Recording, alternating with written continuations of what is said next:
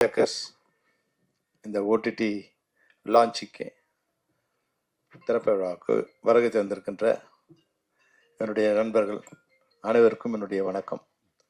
அதுபோன்றே பத்திரிகையாளர்கள், ஊடகவியலாளர்கள் அனைவருக்கும் கூட மாலை வணக்கம் தெரிவித்துக் கொள்கிறேன். இது ஒரு புதிய நிகழ்ச்சி. வழக்கமாக ஆடியோ ரிலீஸில் சந்திச்சோன்னா இப்போ ஓடிடி லான்ச்சில் சந்திக்கிறோம். திரைப்படத்துறை எப்படி வேகமாக வளர்ந்துட்டு இருக்கிறது இது ஒரு அடையாளம். ஓடிடியும் ஒரு தியேட்டர் தான். இப்போ ஓடிடியில் படம் முதல்ல ஓடிடி சினிமாவுக்கு ஒரு பலம் சேர்க்கிற ஒரு கருவி மாதிரி முதல்ல வந்தது. ஆனால் அதுவே நம்மளை அழிக்க போகிற ஒரு துறையாக மாறப்போகுதுன்னு தெரியாமல் போயிடுச்சு.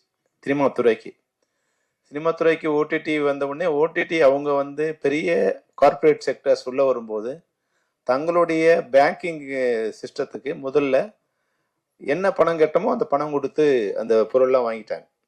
இப்போ அவங்களுடைய லைப்ரரி ஃபுல்லாயிடுச்சு. ஃபுல்லான பிறகு இப்போ தர வேண்டிய பணம் கூட தர தயாராக இல்லை அவங்க. ஓடிடி நிறுவனங்கள் முன்னாடி 100 ரூபா ஒரு பொறுமையான ஒரு பொருளை 500 ரூபா கொடுத்தாங்க, 1000 ரூபா கொடுத்தாங்க, 2000 ரூபா கூட கொடுத்து வாங்கினாங்க. அப்போ இண்டஸ்ட்ரி என்ன நினைச்சிட்டாங்க, நம்ம பொருளோட விலை அதிக மதிப்பு உயர்ந்துடுச்சு, 100 ரூபா பொருள் 200 ரூபா ஆயிடுச்சு, இல்லை 200 ரூபா பொருள் 500 ரூபா ஆயிடுச்சுன்னு ப்ரொடக்ஷன் காஸ்ட்டை இன்க்ரீஸ் பண்ணிட்டாங்க. அது நமக்கு அப்போ தெரியாமல் போச்சு. இது நம்ம கிட்ட முதல்ல வாங்க ஆரம்பிக்கிறாங்க, அப்புறம் நிறுத்த போறாங்கன்னு தெரியல. அதனால இப்போ எல்லாருமே நம்ம என்ன பண்ணிட்டாங்க, 100 ரூபாய்க்கு ப்ரொடக்ஷன் இருந்தது எல்லாமே இப்போ 200 ரூபா 500 ரூபா ஆயிடுச்சு. இப்போ என்ன பண்ணிட்டாங்க, ஓடிடி 100 ரூபா பொருளுக்கு 10 ரூபா கூட தயாராக இல்லை. இப்போ இண்டஸ்ட்ரி இப்போ ஸ்ட்ரைக் அனௌன்ஸ் பண்ணாலும் ஷூட்டிங் இல்லை, ஸ்ட்ரைக் அனௌன்ஸ் பண்ணாலும் ஷூட்டிங் இல்லை, படம் யாரும் பார்க்க முடியல. இதுதான் இப்போ ஓடிடியோட நிலைமை. இப்போ இந்த ஓடிடி படம் முன்னாடி நம்ம படத்தை போட்டி போட்டுக்கிட்டு வாங்கின ஓடிடி இப்போ படம் ஃப்ரீயாக கொடுத்தா கூட வேணாங்கிறாங்க. அப்போ ஏறக்குறைய தமிழ் சினிமாவில் 250 திரைப்படங்கள் ரிலீஸ் ஆகுது. எடுக்கிற படங்கள் அதிகம், ரிலீஸ் ஆகிற படங்கள் 250 படங்கள். அதில் நெட்ஃப்ளிக்ஸ், அமேசான் மாதிரி இருக்கிற நிறுவனங்கள் 10லேருந்து 15 படம் வருஷத்துக்குன்னு இப்போ ரெடி பண்ணிக்கிட்டாங்க. அவங்க பேங்கிங் ஃபுல்லாகிடுச்சு, லைப்ரரி ஃபுல்லாகிடுச்சு. இப்போ டெய்லி டே டு டே இதுக்கு இயர்லி ஒரு 10லேருந்து 12 படம். அப்போ அவங்க ஒரு 20 படம் 25 படம் வாங்கினாங்க. இன்னொரு 25 படங்களை மற்ற சோனி, சன் நெக்ஸ்ட், ஆஹா இது மாதிரி இருக்கிற ஓடிடியில வரும். அப்போ ஒரு 50 திரைப்படங்கள் மட்டும்தான் அதிகபட்சமா ஒரு வருடத்துக்கு ஓடிடி வாங்குவாங்க. இப்ப இவங்க தான் டிசைட் பண்றாங்க திரைப்படங்கள் எப்ப ரிலீஸ் பண்ணணும். முன்னாடிலாம் ப்ரொடியூசர் டிசைட் பண்ணாங்க, அதுக்கப்புறம் டைரக்டர் டிசைட் பண்ணாரு, என் படம் பொங்கலுக்கு, என் படம் தீபாவளிக்குன்னு. முன்னாடி போன 2-3 வருஷத்துக்கு முன்னாடி வரைக்கும் ஹீரோ டிசைட் பண்ணாங்க, பூஜை போடும்போது என் படம் தீபாவளிக்கு வரும், என் படம் பொங்கலுக்கு வரும். இப்ப தமிழ் சினிமாவில் எந்த ஹீரோவும் டிசைட் பண்ண முடியாது, ஓடிடி தான் டிசைட் பண்ணும் உங்க படம் எப்போ வரணும். அதுதான் இப்ப தமிழ் சினிமாவோட நிலைமை. இப்போ இது போல 50 திரைப்படங்கள் ஓடிடி வாங்கினது போக மீதி இருக்கிற 200 திரைப்படங்களை தயாரிப்பாளர்கள் திரையரங்கத்துக்கு கொண்டு போக முடியல, பொதுமக்கள்கிட்ட கொண்டு போறதுக்கு வழியே இல்லாம இருக்கு. அப்போ இது போன்ற ஓடிடிகள் வர்றது மிக நல்ல விஷயம். அப்போ குறைஞ்சபட்சம் என் படத்தை ஜனங்க பார்க்கறதுக்கு ஒரு சாதனமா இந்த ஓடிடி அமையும். இப்போ இருக்கிற பெரும்பாலான ஓடிடிகள் இப்போ சேட்டலைட் சேனல் இல்லாத இருக்க ஓடிடி, இப்போ சன் டிவி, சன் நெக்ஸ்ட் வச்சிருக்காங்க. அது மாதிரி இல்லாத சேனல் ஓடிடி எல்லாமே ஹெட் ஆஃபீஸ் மும்பையில் இருக்கும். நம்ம ஊர்ல படம் எடுக்கிற ப்ரொடியூசருக்கு தமிழ் தவிர வேற எதுவும் தெரியாது. அங்க தமிழுக்கு போய் பேசி அவங்களோட படத்தை மார்க்கெட் பண்ணி அதை ரிலீஸ் பண்றதுக்கு முடியவே முடியாது. யாரோ ஒரு புரோக்கர் மூலம், யாரோ ஒரு மீடியேட்டர் மூலம் இப்படிதான் அந்த படங்களை கொடுக்கணும். அப்போ தமிழ் முதல்ல எனக்கு ரொம்ப சந்தோஷம் என்னன்னா, ஓடிடியில தமிழ் பேச தெரிஞ்ச ஒரு ஆள் இப்போ உள்ள வந்திருக்காங்கிற வகையில உங்களுக்கு சந்தோஷம். யுவர் பேக்கர்ஸ் அந்த வகையில மிகப்பெரிய வாழ்த்துக்களை தெரிஞ்சு. ஏன்னா இவங்க முதல்ல சுரேஷ் கிஷோர் யாருன்னு எனக்கு தெரியாது. முதல்ல இவர் எஸ் வி சேகர் சொன்ன மாதிரி வெங்கி என்னோட நண்பர், அவர் ஃபோன் பண்ணி அவர் இருக்காருன்னு நினைச்சிருக்கேன் நான் அது இங்க வர வரைக்கும். ஆக்சுவலா நேற்று என்னோட திருமண நாள், இன்னைக்கு சின்ன ஒரு பார்ட்டி இருக்கு, இதை முடிச்சுட்டு வரேன்னு சொன்னா அவர் இல்லைங்க எனக்காக எப்படியாவது நீங்க வந்துட்டு போயிடுங்கன்னா, இப்போ 3:30 மணிக்கு ஃபிளைட்ல இறங்கி இதை முடிச்சுட்டு மறுபடியும் நைட் நான் ஹைதராபாத் போறேன். அந்த அளவுக்கு வெங்கி என்னோட நெருங்கிய நண்பர். அது மட்டும் இல்லாம இது மாதிரி ஒரு ஓடிடி தமிழ் சினிமாவுக்கு வர்றதுங்கிறது உங்களுக்கு நல்ல விஷயம், வரவேற்கத்தக்க விஷயம். அப்போ ஒரு நல்ல விஷயம் நடக்குது, எப்படியாவது நம்ம அதில் நம்மளும் பார்ட்டிசிபேஷன் இருக்கணும்னு. இன்னொரு சின்ன ஒரு சுயநலமும் இருக்கு. இந்த லாபத்துல ஒரு 20% வந்து நம்மளுடைய தொழிலாளருக்கு கொடுக்குறேன்னு வந்து கிஷோர் வந்து ஒரு உறுதிமொழி கொடுத்திருந்தாரு. சரி பரவாயில்ல, வந்து லாபகரமா நடக்கணும். லாபகரம் நம்ம போறதால ஒரு சின்ன ஒரு சதவீதமாவது அது லாபகரமா நடக்கிறதுக்கு ஒரு வாய்ப்பு இருக்குன்னா பரவாயில்ல, தொழிலாளருக்கு ஒரு உதவியா இருக்கும் அப்படிங்கிற அளவுல இந்த நிகழ்ச்சியில் கலந்துட்டோம். இங்க வந்த பிறகுதான் தெரியுது இவங்க ஏற்கனவே வந்து ஒரு 6 வருஷமா வந்து இந்த துறையில இருந்திருக்காங்க. அது எல்லாம் சாஃப்ட்வேர்லயும் ஏஐலயும் அவங்களுக்கு ஒரு நல்ல அனுபவம் இருக்கு. அப்போ நிச்சயமா இவங்களால வந்து இந்த டிஜிட்டல்ல சரியான மீடியா மூலம் திரைப்படங்களை பொதுமக்களுக்கு கொண்டு செல்ல முடியுங்கிற ஒரு நல்ல நம்பிக்கை இருக்கு. இப்போ நீங்க உங்க சின்ன அட்வைஸ் என்னன்னா கிஷோருக்கு, இந்த திரைப்படங்கள் நல்ல திரைப்படங்கள் இதுல வரும் அப்படிங்கிற எண்ணத்தை முதல்ல வந்து பொதுமக்கள் உருவாக்கணும். ஸ்ரீசேவ சொன்னதுல ஒரு விஷயம் என்னன்னா, ஃப்ரீயா கொடுக்க வருதுங்கிறதுக்காக எல்லாத்தையும் ஜனங்க பார்த்துட மாட்டாங்க. அதனால இந்த படங்கள் அது நீங்க விலை கொடுத்து வாங்குற படமா இருக்கலாம், இல்ல ஷேர்ல வாங்குற படமா இருக்கலாம். ஷேர்ல கூட நான் எப்ப கொடுக்க தயாரா இருப்பேன்னா, உங்களுக்கு குறைஞ்சபட்சம் வந்து ஒரு 1,00,000 பயனாளிகள் உங்ககிட்ட இருக்காங்க, இல்ல ஒரு 1 மில்லியன் சப்ஸ்கிரைபர் உங்ககிட்ட இருக்காங்கன்னா டெஃபினட்டா ஷேர்ல வர படங்கள் உங்களுக்கு வந்து 100ல 150 படங்கள் வருடத்துக்கு நிச்சயமா வந்துடும். ஏன்னா ஒரு 1 மில்லியன் இருக்காங்க, ஒரு 10 லட்சம் பேர் இருக்காங்கன்னா அதுல ஒரு 50,000ல இருந்து ஒரு 5 லட்சம் படங்கள் பார்த்தா கூட அவங்களுக்கு வந்து ஒரு ஷேர் வகையில ஒரு நல்ல வருமானம் வரும். அப்போ அந்த 1 மில்லியன் சப்ஸ்கிரைப்ஸ் எப்படி ரீச் ஆகுதுன்னா, நம்ம கிட்ட இருக்கிற இது வந்து குறைவா இருக்கலாம், கண்டென்ட் குறைவா இருக்கலாம், ஆனா அது தரமானதா இருக்கணும். அதுதான் ஒரு விஷயம். தரமான பொருள் எங்க இருந்தாலும் அதை தேடி போய் வாங்குற நிலைமையில இன்னைக்கு மக்கள் இருக்காங்க. ஒரு நல்ல ஹோட்டல் இருக்குன்னா அவர் 100 கிலோமீட்டர் கூட போய் சாப்பிட்றாங்க. ஒரு நல்ல ஷாப்பிங் சென்டர் இருக்குன்னா ஒரு 50 கிலோமீட்டர் போனாலும் பரவாயில்ல, நாங்க போய் வந்து ஷாப்பிங் பண்ற மனநிலைக்கு மக்கள் வந்திருக்காங்க. அப்போ நல்ல திரைப்படங்களோ இல்ல வந்து நல்ல பொருட்களோ எல்லாமே நல்லதா இருக்கும், தரமா இருக்கிற போது ஜனங்கள் வாங்க தயாரா இருக்காங்க. அந்த வகையில நீங்க ஃப்ரீயா வருது சும்மா கொடுக்குறாங்க அப்படிங்கிற மாதிரி உங்க கண்டென்ட்டை அது மாதிரி வந்து கலந்துட்டீங்கன்னா உங்களோட ஆப் வந்து பயனில்லாம போயிடும். அதனால வந்து நீங்க வாங்குற திரைப்படங்கள் அது ஹீரோ இருக்குன்னு அவசியம் இல்லை, ஆனா கண்டென்ட் வைஸ் அந்த திரைப்படங்கள் மிக நல்ல திரைப்படங்களா இருக்கும். ஏன்னா இப்ப நம்ம என்ன நினைக்கிறாங்கன்னா, இப்ப வந்து இந்த டிஜிட்டல் வந்த பிறகு நல்ல திரைப்படங்கள், நான் சொல்ற திரைப்படங்கள் வெற்றி அடையலாம் தோல்வி அடையலாம், அது வேற விஷயம். ஆனா அக்லி சினிமாஸ் வந்து இப்ப வர ஆரம்பிச்சிருச்சு. அக்லின்னா நான் சொல்றது வந்து ஆபாசமும் அப்படி இல்லை, படமே எப்படின்னு இல்லாம வந்து ஒரு அக்லி ஷார்ட் வைக்க தெரியாம, அதை எப்படி கம்போஸ் பண்ணணும்னு தெரியாம, ஆர்டிஸ்ட் எப்படி பெர்ஃபார்ம் பண்ணணும்னு தெரியாம இது போன்ற படங்கள் வந்து குவியும் போது நல்ல திரைப்படமும் அந்த திரைப்படமும் தண்ணீர் சாக்கடையில் கலந்த தண்ணீர் மாதிரி ஆயிடுது. அப்போ நீங்க இதை தேர்ந்தெடுக்கும் போது நாங்க ஹீரோ படம் எடுங்க இல்ல ஸ்டார் வேல்யூ உள்ள டைரக்டர்ஸ் படங்களை போடுங்க நான் சொல்லல. ஆனா படங்கள் நீங்க போடும்போது நல்ல திரைப்படங்களை, மக்கள் விரும்புற திரைப்படங்களை கண்டென்ட் வைஸும் டேக்கிங் வைஸும் நல்லா இருக்கிற கண்டென்ட் நீங்க வந்து உங்க ஆப்ல வரும்போது நிச்சயமா இதுக்குண்டான இது அதிகரிக்கும். ஏன்னா இப்ப கூட வந்து சாதாரணமா இப்பெல்லாம் வந்து நானே ஒரு ½ மணி நேரம்ல இருந்து 1 ஹவர் வரைக்கும் வந்து பார்த்துட்டே இருக்கேன், ஏதோ ஒரு ரீல்ஸ் பார்த்துட்டே இருக்கேன். டைரக்டரா நான் பண்ண முடியாத விஷயங்களை, நான் யோசிக்க முடியாத விஷயங்களை இன்னைக்கு யாரோ பண்றாங்க. 30 செகண்ட்ஸ்ல இருந்து 1 மினிட்டுக்குள்ள வர ரீல்ஸ் எல்லாம் பார்க்கும்போது, அந்த கண்டென்ட்டை பார்க்கும்போது டைரக்டரா எனக்கே அவமானமா இருக்கு, ஓஹோ இது மாதிரி எல்லாம் கூட யோசிக்க முடியுமான்னு. அப்போ அது போல இருக்கின்ற சிறந்த படைப்பாளிகளை இனம் கொண்டு, சிறந்த தயாரிப்பாளர்கள் இனம் கொண்டு நீங்க வந்து உங்க ஆப்புக்குள்ள கொண்டு வந்தீங்கன்னா நிச்சயமா அது வந்து ஒரு வெற்றிகரமான ஆப் அமையும். ஏன்னா எனக்கு தெரிஞ்சு இன்னைக்கு வந்து ஒரு 1000 திரைப்படங்கள் வந்து ஓடிடியே பார்க்காம இருக்கு. அதுல வந்து ஒரு 100ல இருந்து 200 திரைப்படங்கள் நிச்சயமா வந்து நல்ல திரைப்படங்கள் அங்க இருக்கு. அதை வந்து நீங்க கொஞ்சம் நேரம் கருதாம அந்த திரைப்படங்களை பார்த்து, சிறந்த திரைப்படங்களை ஜான் சொன்னாரு நாங்கள் கொஞ்சம் பேரை அவுட்ரேட் கொடுத்து வாங்க பண்ணணும். அப்போ சிறந்த திரைப்படங்கள் வந்தால் கொஞ்சம் அவுட்ரேட் கொடுத்து முதல்ல வாங்கிட்டீங்கன்னா, முதல்ல பார்க்குற படங்கள் வந்து கொஞ்சம் நல்ல படங்களாக பார்க்க ஆரம்பித்த பிறகு அப்புறமா கொஞ்சம் மிக்ஸ் ஆனோட பரவாயில்ல. அது வரைக்கும் நீங்கள் உங்களுடைய ஆப் வந்து வெளியே வந்து எப்படி வந்து நெட்ஃப்ளிக்ஸு, அமேசான் வந்து ஒரு நேம் வர வரைக்கும் ஆப் பேர் யுவர் பேக்கர்ஸ் அப்படிங்கிற ஆப் வந்து போய் மக்கள்கிட்ட சேரும்போது அது எல்லாரும் வேற வேற வகையில் கூட நீங்கள் அதை பயன்படுத்தலாம்னு சொல்லியிருக்கீங்க. முதல்ல வந்து இந்த ஓடிடி தளமாக அதை வந்து இன்ட்ரடியூஸ் பண்ணி அது சிறந்த தயாரிப்பாளர்களுக்கு சிறந்த திரைப்படங்களை கொண்டு செலுத்துகிற ஒரு சாதனமாக இருக்கணும். அந்த வகையில் உங்களோட ஓடிடியை எங்களுடைய செஃப்சி சார்பாக, தமிழ் திரைப்படத்துறை சார்பாக உளமாற நெஞ்சார வாழ்த்துகிறேன். வரவேற்கின்றோம். உங்களுடைய வருகை நல்வரவாகட்டும். நன்றி.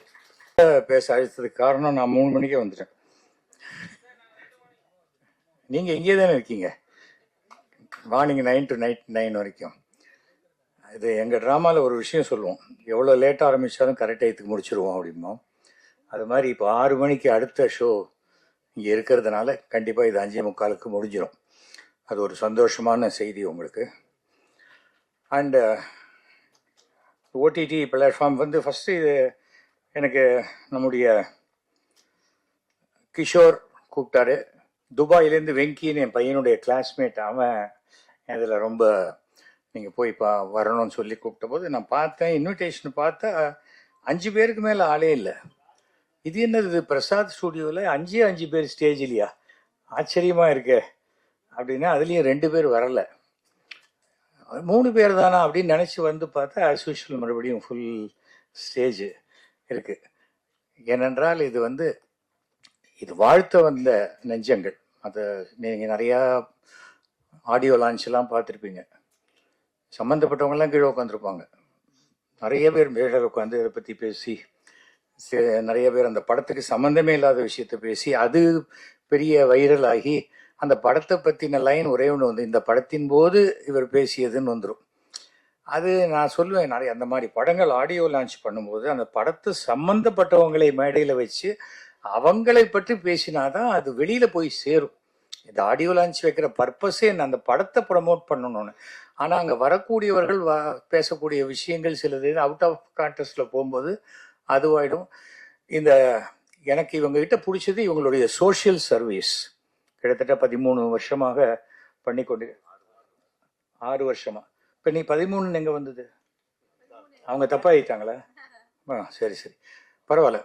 13 வருஷங்களுக்கு மேலே தொடர்ந்து பண்ணுவாங்கங்கிற நம்பிக்கையில் நம்ம வந்து இதை பேசுவோம்.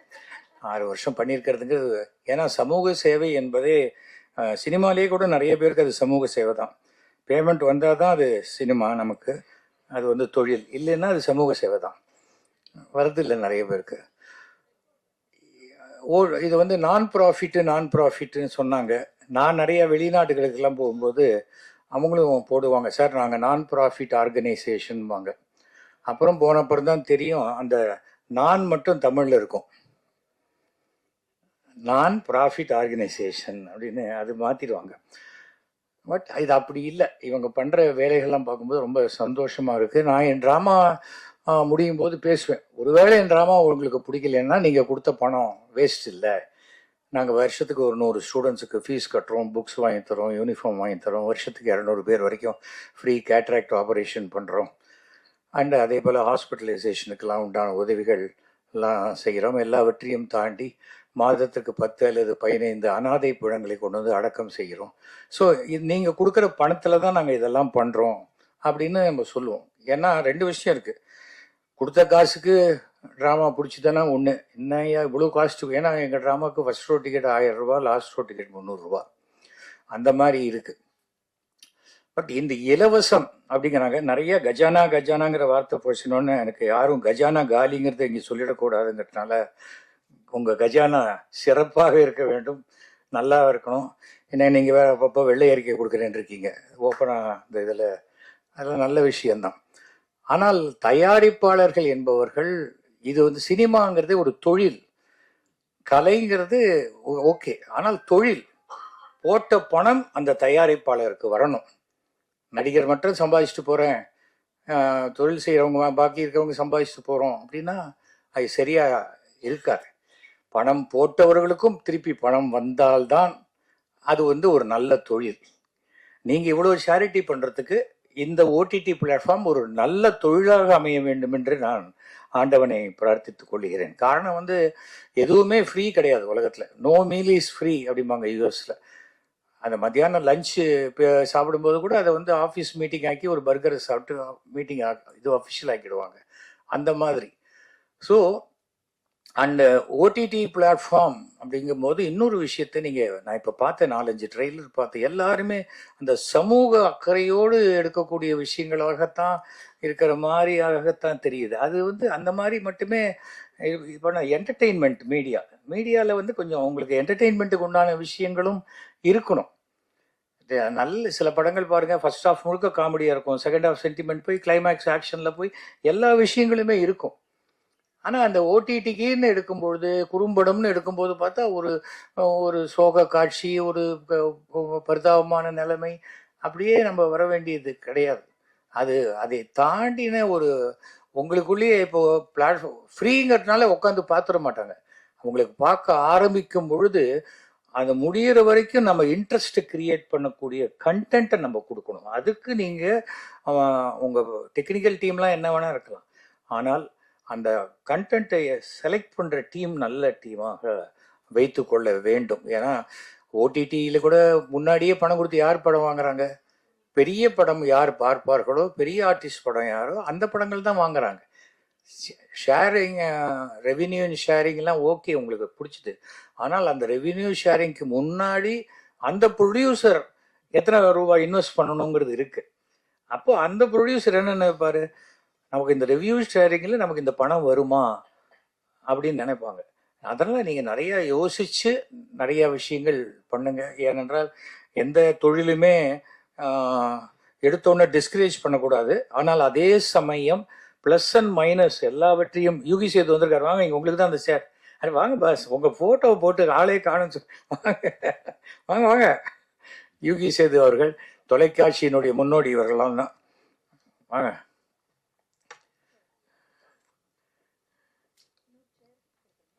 ஸோ இந்த மாதிரியான ஒரு விஷயம் அதை நாம் தெரிஞ்சுக்கணும். ஏன்னா வந்து ஓடிடி அப்படின்னு சொன்னால் அவங்களுக்கு தெரிஞ்சது இப்போ வந்து 2-3 தான், அதுக்கு மேலே இல்லை.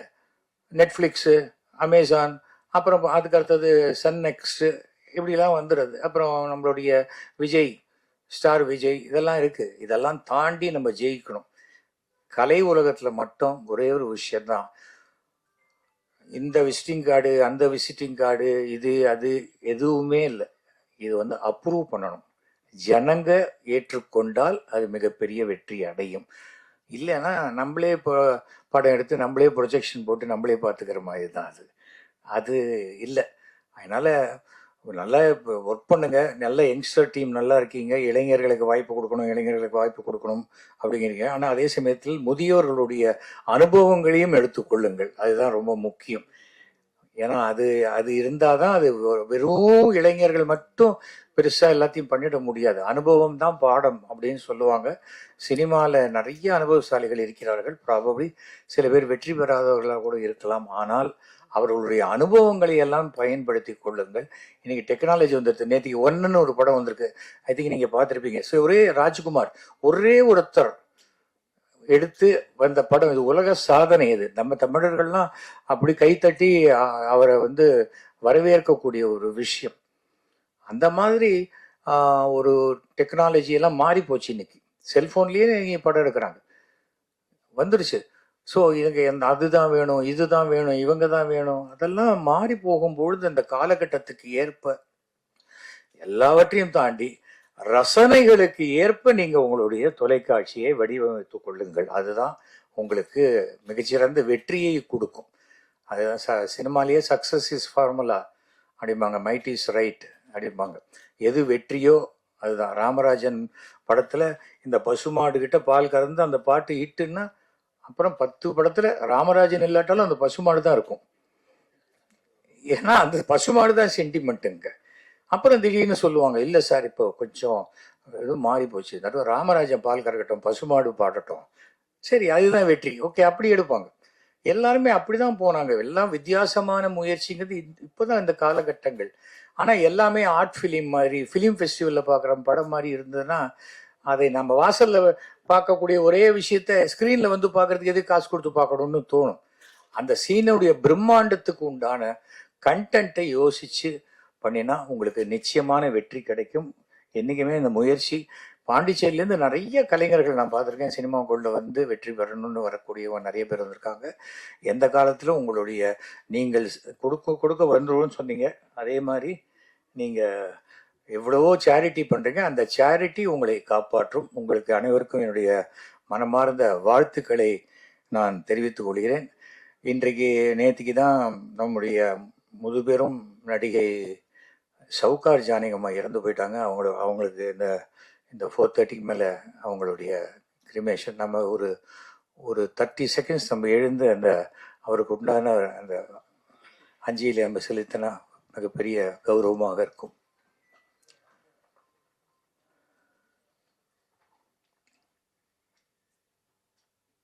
பாருங்க, உங்களுக்கு தெரியுது அவசரம்.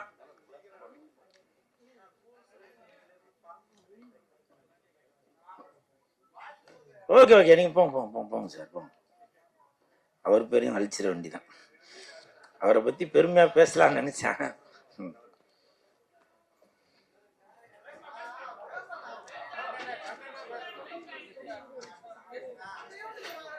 கண்டென்ட்டா தான் பேசுறேன், கோபத்தோடு தான் பேசுறேன்.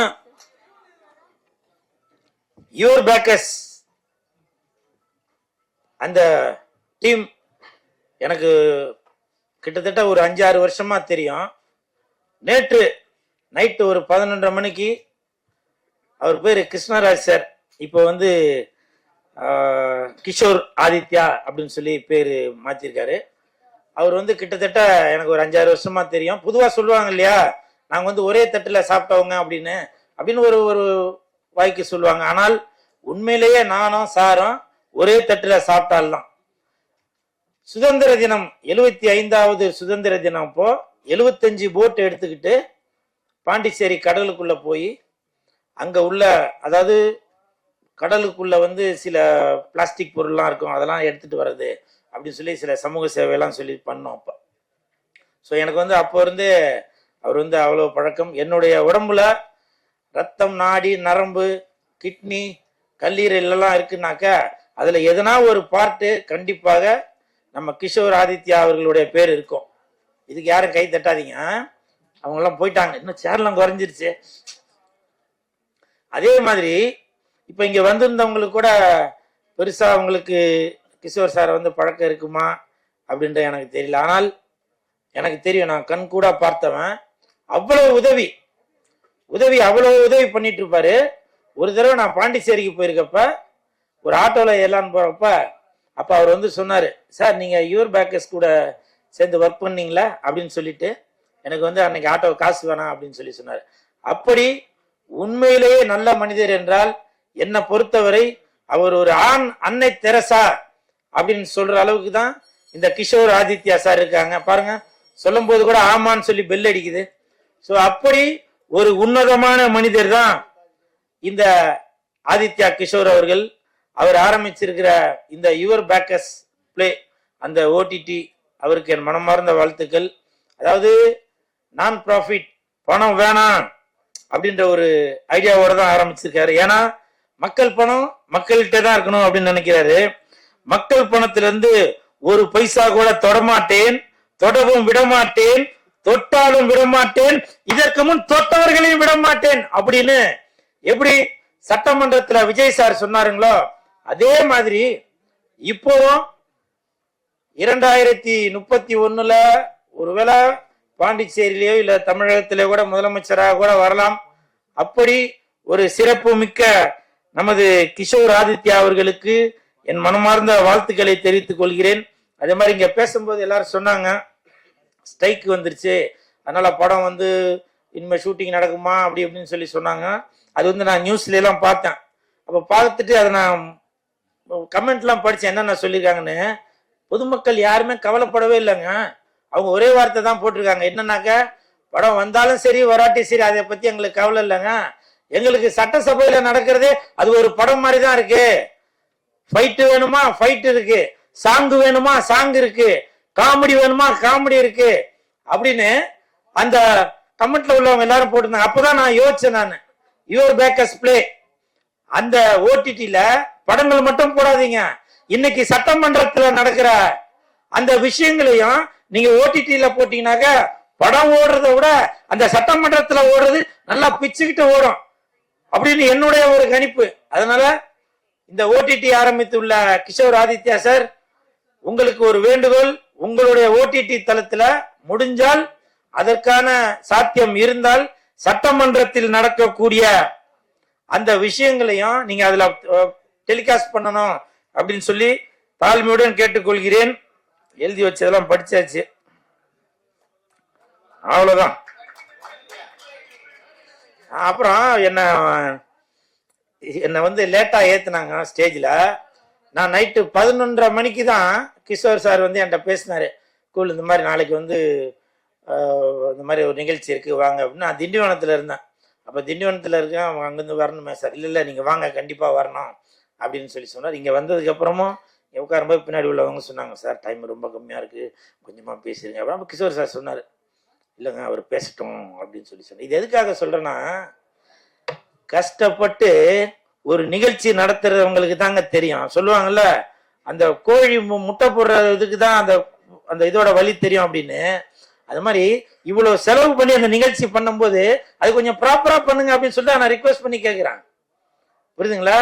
ஏன்னா எதுக்காக இவ்வளவு செலவு பண்ணி இந்த விஷயங்களுக்கு மக்களுக்கு போய் சென்றடையணும் அப்படின்னு நினைக்கிறாங்க. நான் நைட்டு 11:30 மணிக்கு என்னை வந்து பேசினதால அந்த இன்விடேஷன்ல என் பேர் போடாம இருக்கலாம். அதை நான் ஒத்துக்கிறேன், எனக்கு தெரியும் பேர் போடல.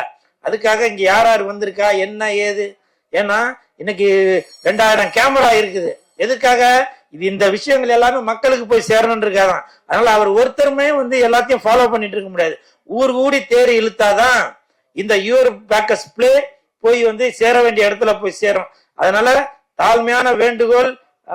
டோக்கிலா உங்களுக்கு தெரியும், மற்றவங்களாச்சும் மறந்துருப்பாங்க, உங்களுக்கு தெரிஞ்சிருக்கும்ல. ஏன்னா இன்னைக்கு தொகுப்பாளினி டோக்கிலா வந்து பாத்தீங்கன்னாக்க இன்னைக்கு காரு பங்களான்னு எல்லாம் வசதியோட இருக்காங்கன்னா அதற்கு காரணம் வந்து நமது கிஷோர் சார் தான். ஏன்னா கிஷோர் சார் பண்ற நிகழ்ச்சிகள் எல்லாமே அவங்க தான் தொகுப்பாளினியா இருப்பாங்க. உண்மைதானம்மா? அதுதாம்மா, அதுக்குதாம்மா சொல்றேன், ஒரு ஓனரும் வேணும்ல. சோ அப்படி அவர் யாரு பெல் அடிச்சுக்கிட்டே இருக்காரா? எனவே இந்த பெல் அடிக்கிற அந்த நண்பருக்கும் என் மனமார்ந்த நன்றிகளையும் வாழ்த்துக்களையும் தெரிவித்துக் கொண்டு விடைபெறுகிறேன். நன்றி, வணக்கம். தேங்க்யூ.